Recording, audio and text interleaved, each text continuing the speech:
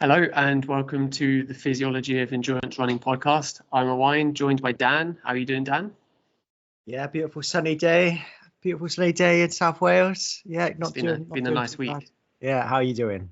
Not bad. Yeah, not bad. So we've got 3 weeks to go to London. And as always, we're sponsored by SOAR. SOAR are doing a few events around London, which we'll mention today. So they're doing a run with unsanctioned athletics. So they're doing a street race and party for the locals on the Thursday before London. And then on the Saturday before London, they're hosting a shakeout run with Ben is Running. He's a YouTuber. Do you know who Ben is Running, Dan? I've met him. I've met him. I've gone for dinner with him. In Berlin. Post Berlin. Yeah, with Philly. And I spoke to him briefly at Barcelona. So yeah, I've watched his YouTube as well on a treadmill. It's not a bad watch.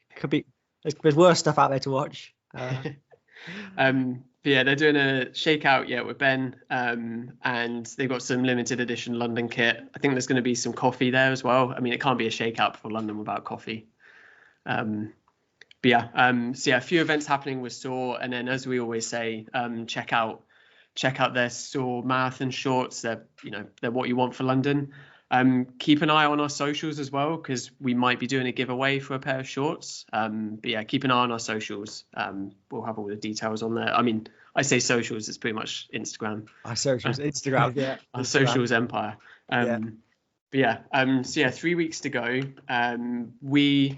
We left you last time after, we spoke to you in your car. I guess I should apologise for the last couple of weeks of audio. Well, I should apologise. It's been me, isn't it? Let's be honest. Well, no, the week before was me pointing the mic in the wrong direction. Yes, yeah.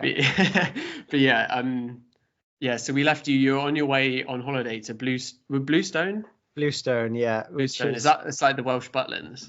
Yeah, Welsh Centre Parks. I describe that. But the week before, but not the week before the Easter holidays. Or this week anyway, so much cheaper than any other time.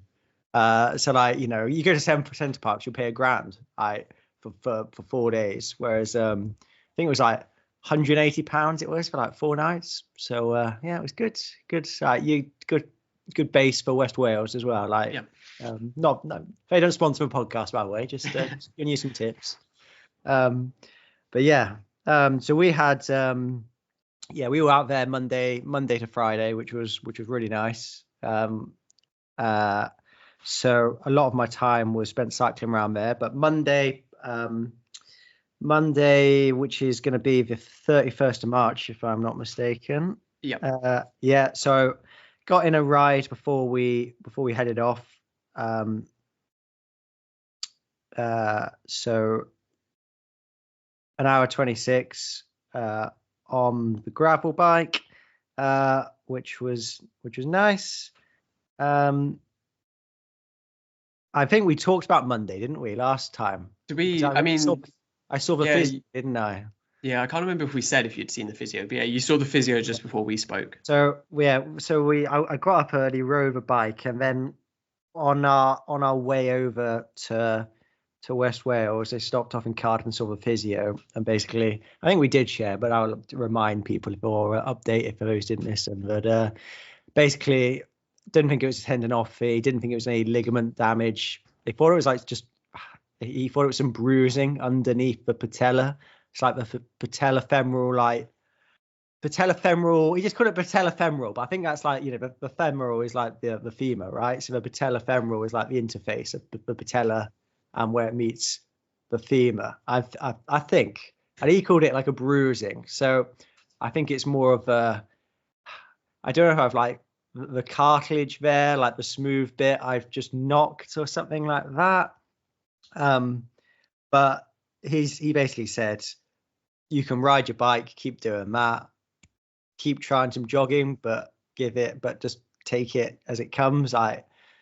If it's getting a pain out of more than 3 out of 10, then stop and probably just keep it pretty short to start with. And he gave me some like mobility exercises for the patella as well, which I'd be honest, I haven't really done. It didn't seem to help very much. And he did sort of say, this isn't gonna speed up the recovery process. This might just relieve the symptoms before you run a bit. So just mobilizing the joint a little bit. Classic athlete there, not doing the exercises. I did for a bit, but like he was sort of he wasn't selling it to me, to be honest. So I was like, well. And like when we found a position, we did a classic like physio of like find a position that hurt. So for me, that was like doing a split squat with my left knee, my bad knee like out behind, and that just being in that flexion position was painful. And he's like, then he was doing these patella mobilization exercises, and then going back into position. Did it reduce the pain? And I was like, well, maybe a little bit reduced the pain, but not a whole load. And I didn't find it made much of a difference to my ability to go run. So yeah, I didn't really keep that up. So that was Monday. So then just drove over to Bluestone. And then on Tuesday, Jemima ran first in the morning. We're up there, so I managed to sneak out. I just thought, you know what, I had 10 minutes here. I thought I'm going to go try and jog, and it was pretty good actually. I put it down as a 1.5 out of 10, 5:07 a k. 11 minutes 42 seconds of running, 2.28 k. Just around a tiny little lake in Bluestone, which is like the only flat bit. It's quite hilly.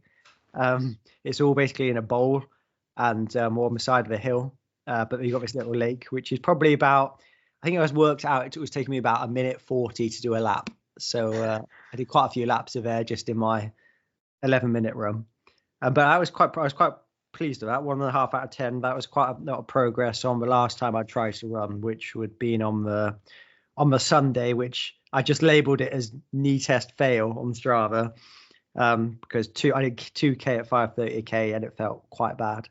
So that was a bit of progress. I was happy with that. And then later in the day, went to go on my bike.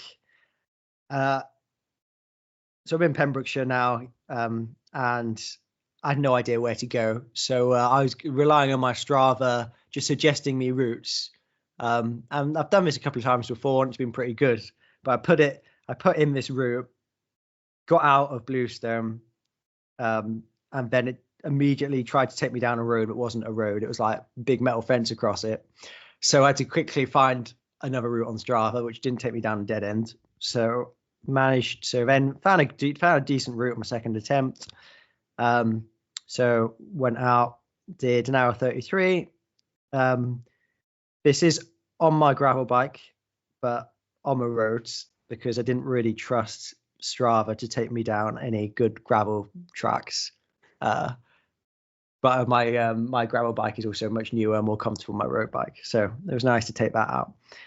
So yeah, 38k, 1:33, plus the 9 minutes of riding before that, so hour 42 minutes, and 40k ish of riding. So now on to Wednesday. Decided I would try like 10 minutes again and then ride again in the afternoon. But this time it was a bit earlier. It was 7:30. It was pretty cold. And I basically literally got up out the door and went to run. And it was quite a lot worse. So I only did 3 minutes of running. And I was like, no, this is not worth it now. This is too painful. And I'm really going really slow. And I think just having been up for an hour and a half the day before and doing life things like emptying dishwashers and stuff like that, just got things moving, whereas just going up straight out the door and it was cold, it didn't like that at all. So I was a bit frustrated because I sort of felt like I was on a good trajectory. I was like making some good progress, and that was put a dampener on it. And I ended up tripling this day with running, basically, because we went for a really nice walk around Loreni, which is like a key estuary near near Pembroke, and near Pembroke Docks, between there and Haverfordwest. Really nice walk with Nye and Jemima. But Nye basically had enough of this walk, and he'd walked the whole way. He'd walked a long way. He'd been walking for about an hour, like pretty rugged terrain, and it was about a mile back to the car, and he was had enough. So I said, right, I'll just jog and go get with the keys, go get the car, pick them both up. And I thought, well, I've just walked for like an hour, maybe that'll help my knee. Really bad, like really bad. My 7-minute run, 5:10 a k, awful, and it was downhill a little bit. And it's not like that at any point, and it definitely didn't like it that day. So yeah, that wasn't great. Later, 6 o'clock, I went out for a ride, 34k, hour 25. And I thought, you know what, I'm going to try one more time today. I don't know why, this was a stupid decision. I thought I'll try running off the bike. And actually it was better. So I did 2k off a bike, 4:56 a k, which is basically as fast as I've been on any of these jogs since the knee injury. And that did feel better. So a triple run day totaling 20 minutes, plus an hour, what did I say? An hour 25 on the bike. Yeah, I'm sort of making it up as you can go along, as you might be able to tell. Yeah, no, not much structure to the return to run program. I think one of the realizations from that day was it definitely is better properly being warmed up. So that was riding and then running straight off the bike. And that's what I've tried to do since, really, is rise and then just go as fast as I can onto running straight away whilst my muscles are still warm. Because it was, well, to start with, when I was riding the bike, like when I started riding with the knee injury, I was having a bit of discomfort, like 1.5 out of 10 pain, right? Still with the knee riding, whereas now I don't have any pain riding. And even after doing a pretty solid, amount of time, it still feels better to ride and then run. So that was one learning from that day, and I've continued that going forward. So, well, I didn't run every day. So April 3rd, what am I up to? Thursday? Is this Thursday? I think it's Thursday now. Yeah. So Thursday, all the riding caught up with me on Thursday. I had to get up early because we had plans for the day. So got up at 6 o'clock and wanted to do a longer ride, which I did do, an hour 44 minutes, 39.5k. But my legs were just dead the whole way. And that's what I found, that I haven't been doing crazy mileage on my bike, but just going from running to cycling. Although cycling is, much more tolerable in terms of like the amount that pros are doing. They're doing like 30 hours plus of riding a week, and runners are doing nowhere near that. And it's non-weight bearing, which is why you can do so much more volume. Just going from the running to the cycling, it's so much more muscular. And I've definitely felt like, I feel now I'm making progress, but I was so unconditioned for the bike, but actually I couldn't even comprehend doing much more than 2 hours of riding. Maybe I was overriding the intensity a little bit, but my heart rates are low. Like on this ride here, I average 112 beats per minute. And that was because I was particularly tired that day, but none of them have been much higher than that. Like the day before, what did I average? 111. So yeah, I think max has been like 118. And obviously the metabolic response, like in terms of the lactate, where my lactate threshold heart rate is lower on the bike than the run. I can't remember. I have been tested before, and it's probably changed by now. I've already tested like once or twice. But I was just finding that that day anyway, it all came to a bit of a head, and that was my first ride where I thought, this is shit. I'm hating this, because there was a massive headwind as well, and it was just a get through it kind of day. It was cold, but did it rain as well? Yeah, it says clear 8 on Strava. It says feels like 2 degrees, and and it just seems to be a massive headwind the whole way, which obviously it wasn't, but like the last bit was properly into a wind, and I was just not enjoying myself. So I had a bit of a sulk then, and didn't run that day either. After my triple day the day before, partly because my legs were just dead, and then I think having pushed through to still do a reasonably solid distance on the Thursday, on the Friday, I'd planned to do even longer, but I had to get up early again because this was the day we were going home, and I slept through my alarm, so I only had time to do an hour, but my legs were even worse that day than they were the day before. So an hour was plenty, I think. 58 minutes, 49 seconds was plenty. Average heart rate 105. So that just shows it all. I can't even push it because my legs are just dead. Yeah. That's what it was like. So Saturday, I think legs appreciated just spinning an hour the day before, because Saturday I felt a lot better. Back home now, out on actual gravel, and it was just a beautiful day. We live in such a good place for gravel bike riding. Like, I got this gravel bike for my 30th birthday, and I've barely ridden it, which was a year ago, just over a year, and I've barely ridden it because I'm running all the time. And when have I got the energy and time to get out on a gravel bike or on a bike, any bike? Whereas now it's been a really good excuse. And around here, like, you've been on the trails, it's literally perfect for that type of riding. Yeah, because there's some nice mountain bike trails, aren't there? You've been on them, right? Yeah, there's some more. We're pivoting to be a gravel cycling podcast. There's some more technical stuff, but it's just all of the like forestry roads and tracks. It's just really nice, and like loads of elevation where you are. So there's some really good wide tracks, but it's amazing what you can get a gravel bike over as well.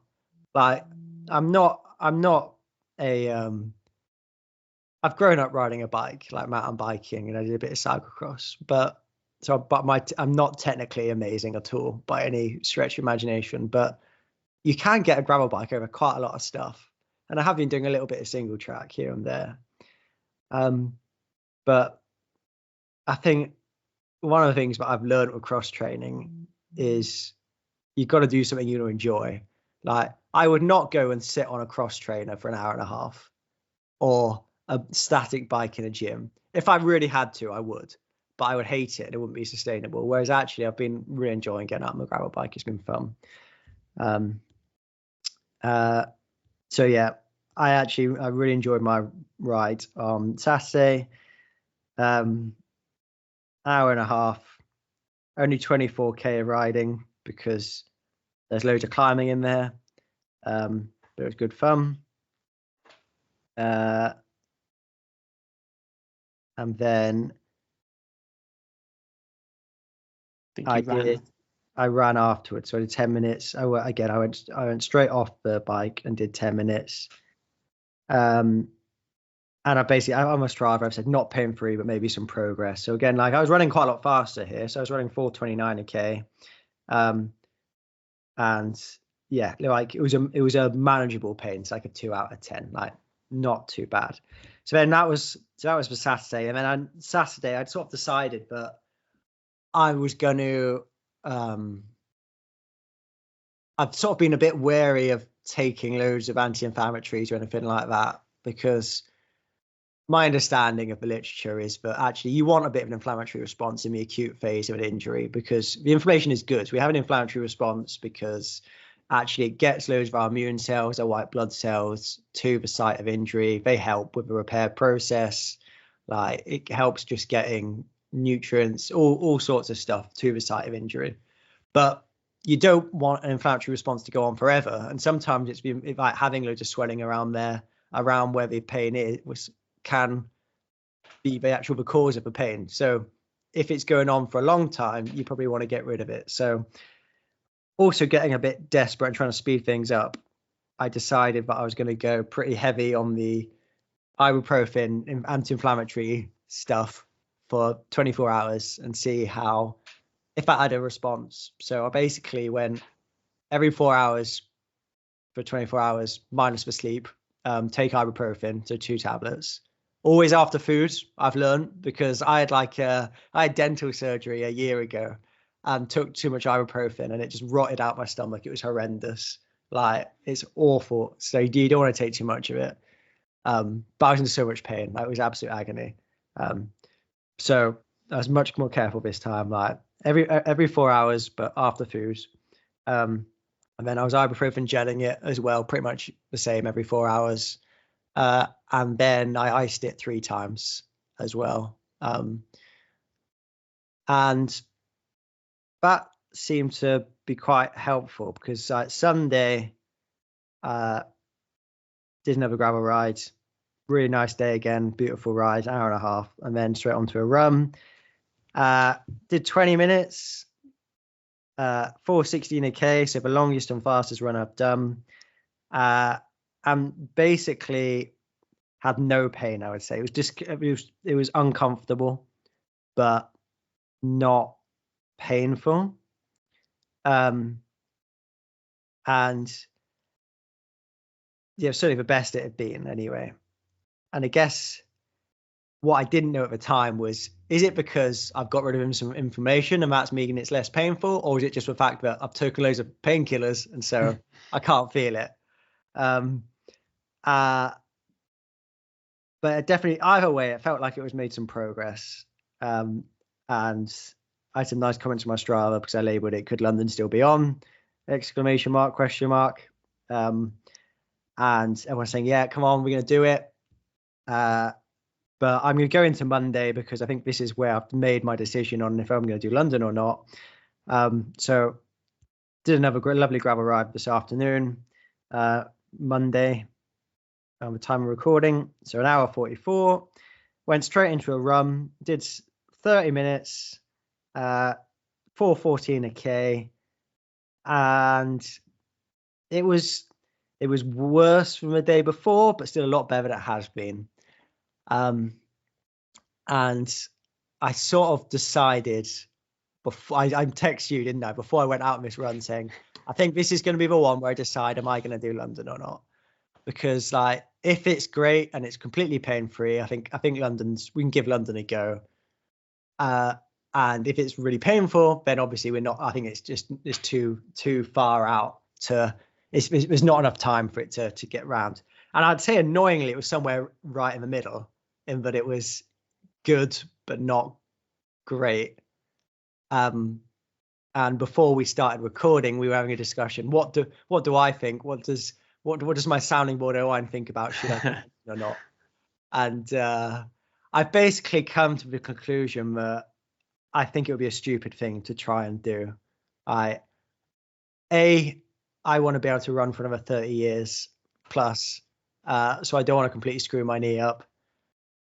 What am I could also see me getting into a place where, yeah, I could go and run London in 3 weeks' time, but I end up either DNFing or thinking I've got away with it, but actually my knee is even worse. It really puts my knee back.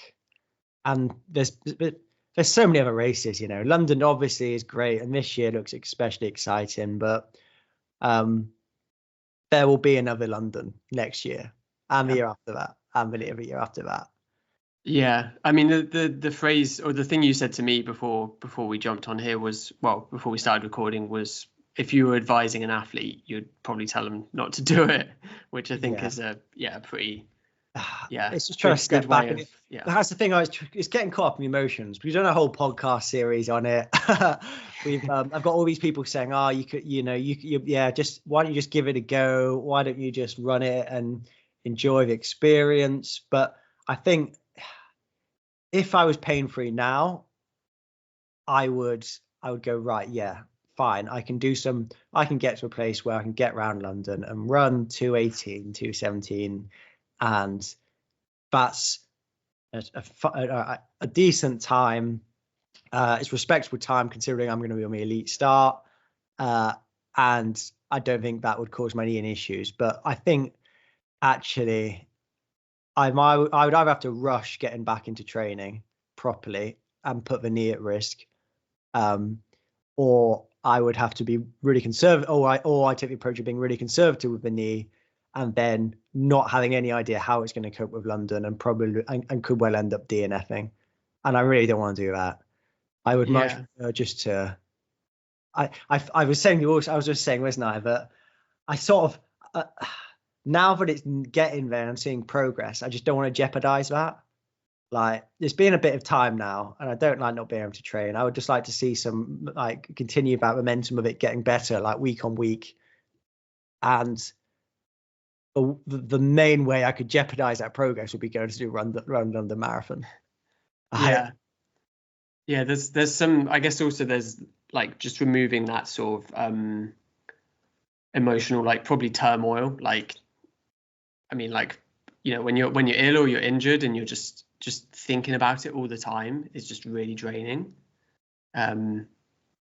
Yeah, like when you've been going through this week, I'm just like imagining like shit, if that had been me, like I would just not have been enjoying any of the experience. Like it's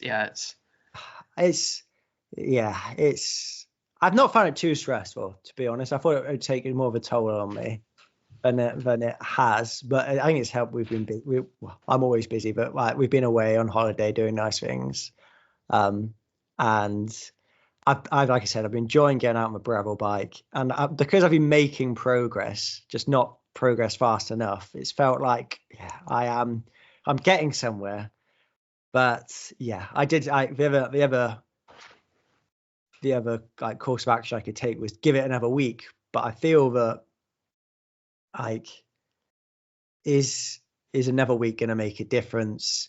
Like, I'd prefer to make a call now, and not have it hanging over me. And is it really going to change? It would just probably allow me to be a bit more conservative with how I push it. Like, because I did 30 minutes today and it was good, but I wouldn't want to, if I was doing London, I would go, right, tomorrow I probably need to be up to 40 minutes and then 50 minutes, 60 minutes, that sort of trajectory. Whereas if I've not got the pressure, I'd go, well, let's do 30 minutes again tomorrow, and hopefully my progress will be it's more comfortable, and I can just keep the pace and the distance the same, and just the tolerance is better. And I just think it's a more sensible long-term approach when there are so many other races. You can just get caught up in it, can't you? Like, the next race is the be all and end all. And that's what I always used to be like as a early 20 something, late teenager. The next race was always the big one. Whereas I think what I've learned as I've got I think it's mostly not being more sensible. It's being able to step back and be less emotionally involved in it. I think it's like, right, what is best long term? And best long term is not racing London. Best long term is taking my time, building back up, and that's actually going to get me back to my peak fitness faster than racing London. Maybe I get away with it and I run 218 and my knee's fine, but I'm still then going to have to recover from that, start building back up. Whereas I can very methodically just add a bit more running, add a bit more volume, eventually add in some intensity, and just take it really gradually. And actually, by the summer, I could be really fit again. I don't think it's going to take me that long to get back to like the fittest I've ever been. But I think London would jeopardize that potentially quite a lot if my knee really didn't get on with it. Yeah, and then there's also like sort of briefly chatted about this before as well, that it's slightly different being on the elite start versus like if you've paid to enter, then it doesn't really matter if you step off 10k in. But like you know, this being on the elite start is you know, I think in your position mostly it's just a sort of experience and a privilege thing. Like you know, you're not really making any money out of being on the elite start. So I'm not making any money out of being on the elite start, just to put that out there. But, so probably the best approach is to just take a fairly long term, like, you know, 6 to 12 month view, and just aim to be back there next year. Yeah. And then be able to talk to the the elite coordinator and say, look, I'm not ready to go. It's not going to benefit either of us if I do this, but I'd like to come back. Probably benefits you more in the long run as well. I think you don't want to, you don't want to be the last elite runner who's taking you've got an elite bib on and you're going to run 2:25. That's not an experience you want to have. And you do feel like you're taking a piss then, because they put you up in accommodation, and I know that I'm not in great shape. I'm just starting the race knowing that I may well have to DNF, I think is not fair on the event really. And also just like I think like in terms of like my self-respect and pride and whatever, I just don't want to go do that. Yeah. Is there like not asking you to pull out the contract, but is there anything where you actually have to keep them up to date on your health status? Like if you make a team, you are sort of expected to say, hey, like I've got an injury, sort of thing, aren't you? But like I can't. Do you know what? I don't know. I probably does somewhere in there say it. I don't know what I'm not allowed to disclose in my contract. Yeah. But I did read it. It's quite long. I did read it initially. Because the other suggestion was, why don't you do another marathon? And someone said, you're Edinburgh, which is right at the end of May. But like it does say in the contract, you can't race another marathon 3 months before or 1 month after. And Edinburgh is 1 month exactly after. And it's just, even then, like what am I going to get out of that? I would prefer to go and just get into racing some shorter distances. Yeah. I've got a couple of time goals I want to tick off this summer, ideally. Sub 14, sub 29, 5K, 10K. And then just roll into Valencia. It's a better long-term approach, isn't it? Yeah. And it's still a long way to Valencia. And I think I've got a lot, although I've not done the race, I think I've got a lot out of this training block in terms of knowing what I can and cannot do. Like I've come away with a big half marathon PB, and there was some learnings from that.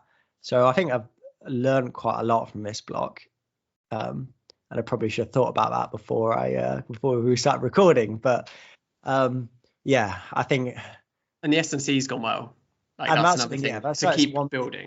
Exactly. That's something that's really that's been a really positive thing. And I think I've integrated that much. But one of the learnings is definitely how to integrate that into my training better.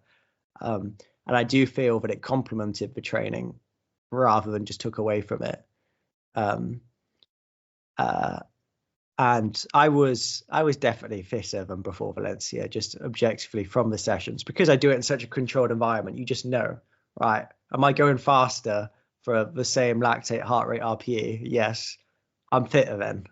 So I know I just need to go and do the same again and not make a stupid mistake, because that's what the annoying thing for me is. It was just a stupid mistake how the injury came about, which was coming back too soon after a bug, and doing an interval session after a heavy lift, which was I would never prescribe that for anybody. I don't know why. It was just a rash decision to go and do it.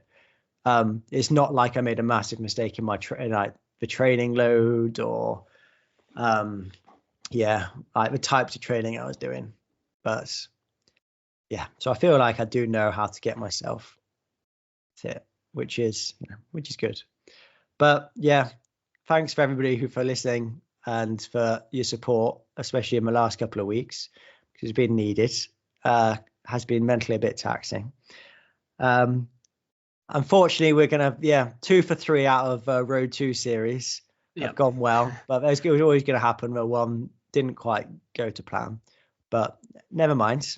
We're gonna have a bit of a break from them for a while, because it started out as a physiology podcast, and it's more become, we've talked about our training through the lenses of physiology, but think we need a bit of a break from the Road 2 series, don't we? Yeah. And, Yeah. I know Owain's got a big race to prepare for, but are we going to not put you through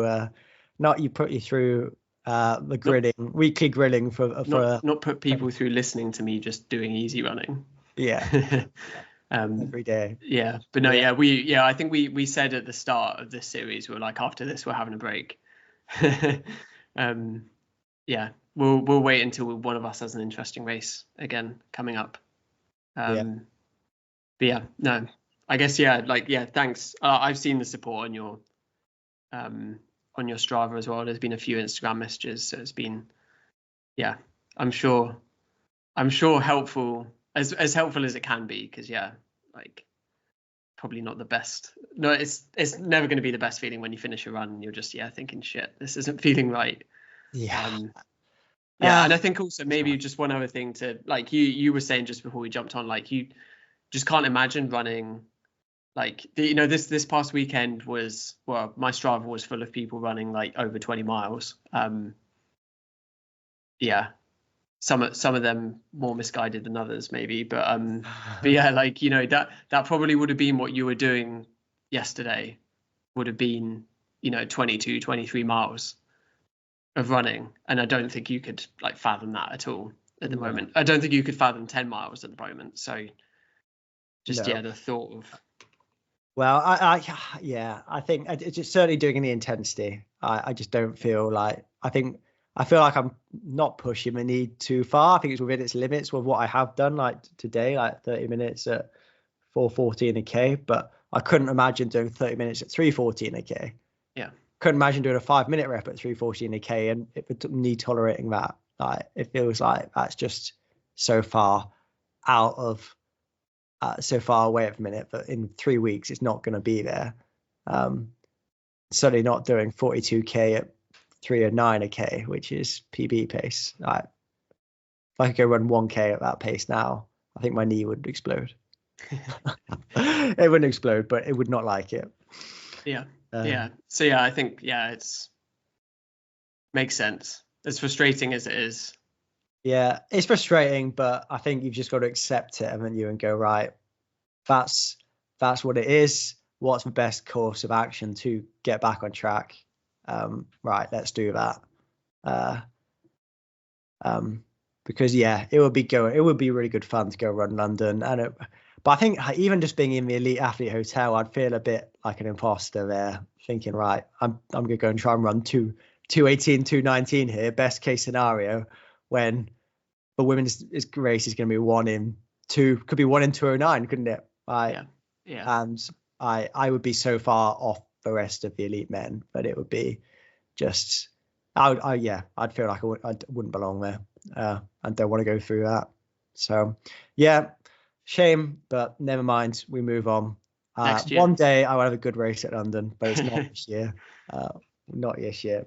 But thanks for listening, everybody. And we'll get back to some more episodes about physiology ASAP. See you soon. See you soon.